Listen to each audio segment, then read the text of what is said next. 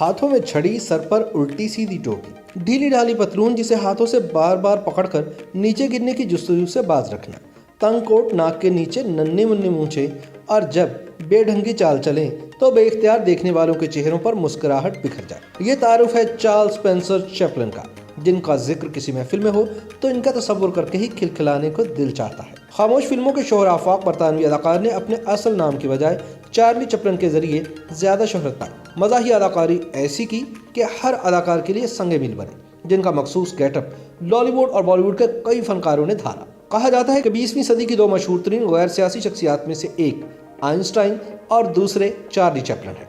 सन 1999 में time magazine ने 20वीं सदी के 100 बाअसर तरीन अफराद की फहरिस्त शाया की तो इसमें हॉलीवुड के सिर्फ दो अदाकारों को जगह मिली, चैपलिन और मार्लन ब्रांडो। चार्ली चैपलिन के वालिदैन थिएटर आर्टिस्ट थे। सिर्फ 5 वर्ष की उम्र में चैपलिन को पहली बार उस वक्त अपनी सलाहियतों के इजहार का मौका मिला जब उनकी वालिदा को फौजियों के सामने परफॉर्म करते हुए गले में तकलीफ का एहसास हुआ। ऐसी सूरत हाल में उन्होंने गाने से माजरत करी तो चार्ली चैपलिन के वालिद ने गुस्से में भरे फौजी तमाशाइयों को ठंडा करने के लिए चार्ली को मैदान में उतारा।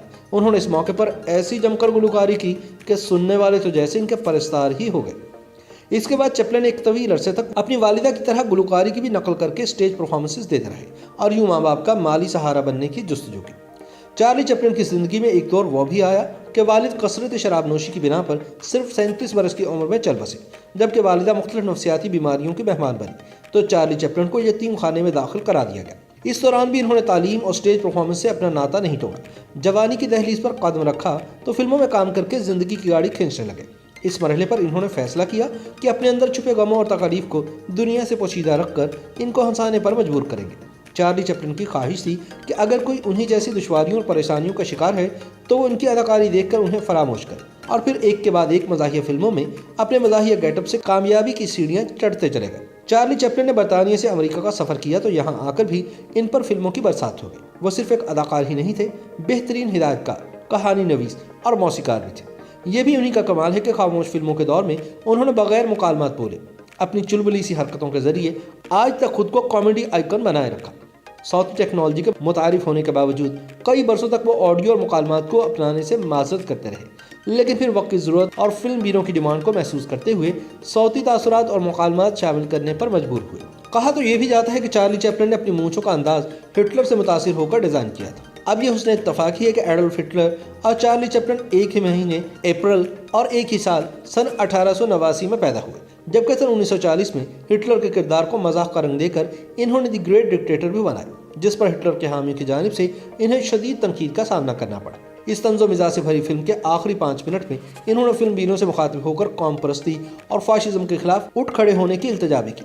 चार्ली ने अमेरिका में 40 वर्ष गुजारे, लेकिन इसके बावजूद चैपलिन कभी भी अमेरिकी शहरियत हासिल न कर पाए। इस सिलसिले में कहा जाता है कि चार्ली चैपलिन के कम्युनिज्म ख्यालात राह की सबसे बड़ी रुकावट बने। उस वक्त अमेरिका में कम्युनिस्ट कहलाना गद्दारी के मुतरादिफ था। एक अरसे तक वो FBI की ज़ेर निगरानी भी रहे, जबकि सन 1952 में जब वो तातीलात पर बरतानिया वापस गए तो अमेरिकी हुकाम ने इनको दोबारा दाखिले की इजाज़त भी नहीं दी। तभी दिल बर्दाश्त होकर उन्होंने स्विट्ज़रलैंड में ही सकूनत इख्तियार की। इस दौरान सिर्फ एक बार सन 1972 में चार्ली चैपलिन को अमेरिका आने का मौका मिला, क्योंकि इनकी फिल्म लाइमलाइट को बेहतरीन मौसीकी पर ऑस्कर का हकदार ठहराया गया था। ये फिल्म सन 1952 में जारी हुई थी। चार्ली चैपलिन को यह एजाज़ भी हासिल रहा कि वो पहले अदाकार थे जिनकी तस्वीर 6 जुलाई सन 1952 को अमेरिकी जरीदे टाइम मैगजीन के सरवक्त पर शाया हुई। यही नहीं, सन 1916 में वो अमेरिकी सदर से ज्यादा तनख्वाह लेने वाली शख्सियत थे। चार्ली चैपलिन खासे दिलफेंक और रंगीन मिजाज थे।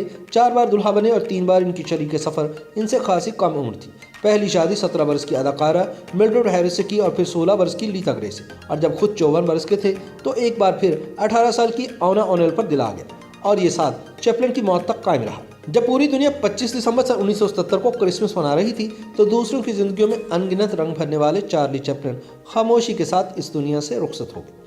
ये वाक़या भी दिलचस्पी से खाली नहीं कि इनकी मौत के कुछ माह बाद चोरों ने इनका ताबूत कब्रिस्तान से उड़ा लिया और $6 लाख के एवज इसकी वापसी की शर्त रखी। चार्ली चैपलिन की बेवा ने इनकार किया तो उन्हें संगीन नताज की धमकियां मिली। बहरहाल 11 हफ्ते बाद स्विस पुलिस ने चोरों को गिरफ्त में लेकर लाश बरामद कर ली और ताबूत को दोबारा दफना दिया गया। YouTube पर गूगली न्यूज देखने के लिए youtube.com की सर्च बार में गूगली न्यूज TV टाइप करें। गूगली न्यूज के पेज पर सुर्ख रंग के सब्सक्रिप्शन वाले बटन पर क्लिक करना ना भूलिए। YouTube पेज पर अपलोड होने वाली वीडियोस से बाखबर रहने के लिए बेल आइकन पर क्लिक कीजिए। आपको हर नई वीडियो के बारे में नोटिफिकेशन मौसूल हो जाएगा।